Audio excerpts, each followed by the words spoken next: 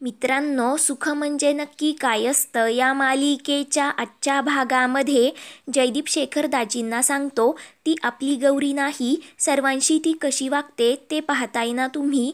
त्यावर शेखर दाजी होकार देत, इतकी वर्ष मला जे जमलं नाही ते त्यांनी करून दाखवलं. रेणुकाला लोणच्याची बरणी म्हणाली असं मोठ्याने हसत सांगतात. तेव्हा जयदीप तुमच्या तोंडावर हातोडा मारला असंही ती म्हणाली असा डायलॉग देतो. तेव्हा शेखर दाजी सांगतात आपल्या गौराबाईंना विस्मरण झालं आहे, त्यांना मागचं काहीच आठवत नाही, जसं शालिनीला झालं होतं ना अगदी तसंच. त्यावर जयदीप नकार देत, शालिनी वहिनींना मधून मधून काहीतरी आठवत होतं, त्या मल्हार दादांना ओळखायच्या, परंतु ही मुलगी काहीतरी विचित्र आहे, आपण पोलिसांत जाऊया असं सांगतो. त्यावर शेखर दाजी पोलिसांत कशाला, त्यापेक्षा आपण गौराबाईंना डॉक्टरांकडे घेऊन जाऊयात असं बोलतात. तर तेव्हा जयदीप घरात असलेल्या नकली गौरीसाठी नाही तर आपल्या गौरीसाठी आपण पोलीस स्टेशनमध्ये जाऊयात असं शेखर दाजींना सांगतो. तर दुसरीकडे देवकी खूप मोठ्याने रडत शालिनीकडे येते. तेव्हा शालिनी तिला उगी उगी करत खाली बसवते व काय झालं असं विचारते. तेव्हा देवकी रडत सांगते, तुमच्या त्या डुप्लिकेट गौरीने मला तिचं ओरिजिनल काम करायला लावलं, मला मोलकरीण बनवलं, चहा नाश्ता करायला लावला. तेव्हा ते ऐकून शालिनी खूप मोठ्याने हसते. तर देवकी रडत बोलते, जिथे माईंचं काही चाले ना तिथं आपलं काय चालणार आहे. असं तर झालं नसेल ना, त्या गौरीचा आत्मा या गौरीमध्ये शिरला असेल आणि तीच आपला बदला घेत असेल. तर तेवढ्यात अम्मा तिथे येते व दोघींना पण आत येऊ का असं विचारते. तर शालिनी होकार देते. तेव्हा अम्मा आतमध्ये येते व तुम्हाला गौरीने अर्जंट खाली बोलवलं आहे, काहीतरी काम आहे असं सांगते. त्यावर देवकी घाबरतच शालिनीला, जाऊबाई लवकर चला नाहीतर ती गौरी इथे यायची असं सांगते. तर तेव्हा शालिनी, मी जाणार नाही, तिला यायचं तर येऊ देत, मी तिच्या बापाला घाबरत नाही असं बोलते. त्यावर देवकी तुम्ही जास्त ताणून धरू नका म्हणून शालिनीला समजावते, परंतु शालिनी जाण्यासाठी नकार देत अम्माकडे निरोप देते. तर अम्मा तिथून निघून जाते. तर दुसरीकडे जयदीप इन्स्पेक्टरला गौरीबद्दल सर्व काही सांगतो. त्यावर इन्स्पेक्टर ती तुमचीच बायको असणार, फक्त त्यांच्या वागण्या बोलण्यात बदल झाला असेल असं सांगतात.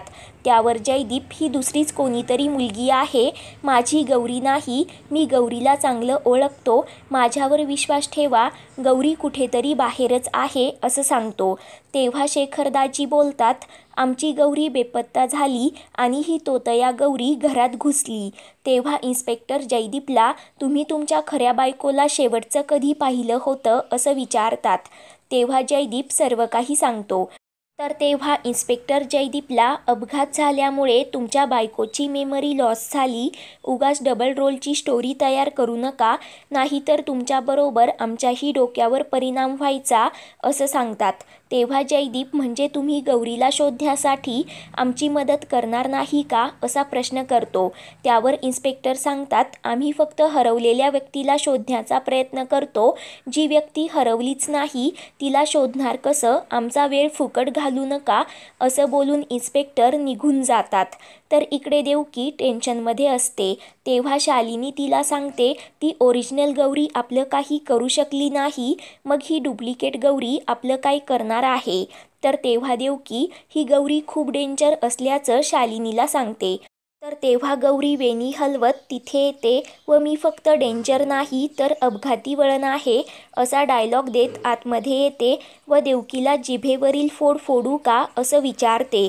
तर देवकी घाबरतच लगेच दूर पळते. तेव्हा गौरी तुम्हा दोघींना मी खाली बोलवलं होतं ना, आला का नाहीत असं विचारते. तेव्हा शालिनी, आम्ही काय तुझ्या बापाचे नोकर आहोत का असं उत्तर देते. तेव्हा गौरी, माझा बाप कसा असेल, तुझा बापच माझ्या बापाचा नोकर असेल असा डायलॉग देते. तर तेव्हा शालिनी चिडून माझ्या बापाचं नाव घ्यायचं नाही असं गौरीला बोट दाखवतच सांगते. तेव्हा गौरी लगेच शालिनीचा हात जोरात पिरगळवते आणि परत जर बोट दाखवलंस ना तर एकाच हाताने जेवावं लागेल अशी धमकी देते. तेव्हा दोघींना पण गौरी कपडे धुण्यासाठी खाली जा म्हणून सांगते. तर शालिनी पुन्हा नकार देते.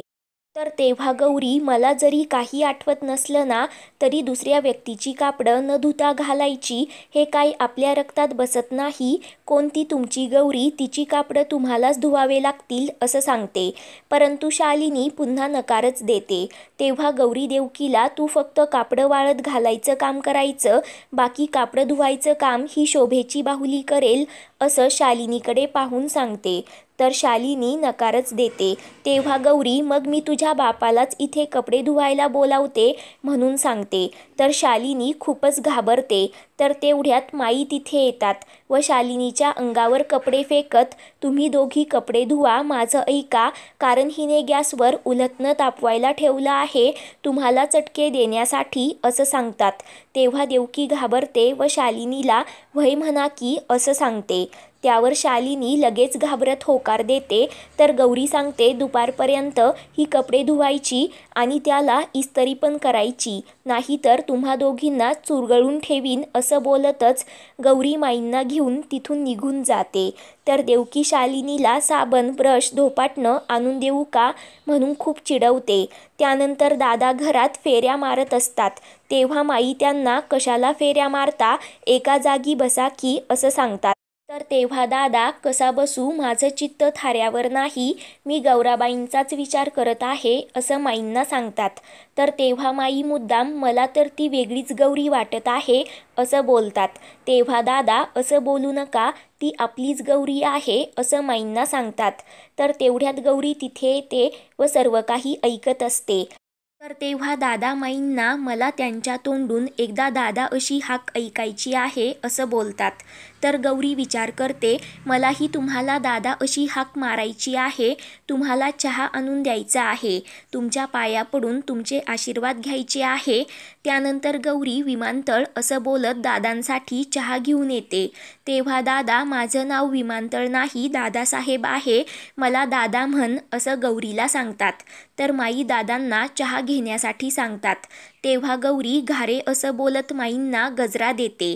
तर माई मुद्दाम हात दुखण्याचं नाटक करत तो गजरा खाली पाडतात. तेव्हा गौरी गजरा उचलण्यासाठी खाली वाकते व हळूच दादांच्या पायांना हात लावत त्यांचे आशीर्वाद घेते. त्यानंतर माई नाटक करत गौरीला त्यांच्या केसांमध्ये गजरा माळण्यासाठी विनंती करतात. तेव्हा गौरी माईंच्या केसांमध्ये गजरा माळते. ते पाहून दादा खूपच खुश होतात आणि त्यानंतर गौरी दादांना कास पठार असं बोलून निघून जाते. तर माई दादांना खूप चिडवत असतात. दादा मात्र खुश होत चहा खूप गोड आहे असं बोलतात.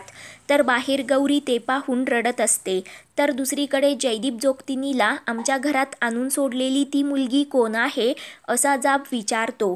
त्यावर जोगतीन ती तुमचीच बायको आहे, रस्त्याच्या कडेला सापडली होती, मीच तिला मलमपट्टी करून घरी सोडवलं असं सांगते.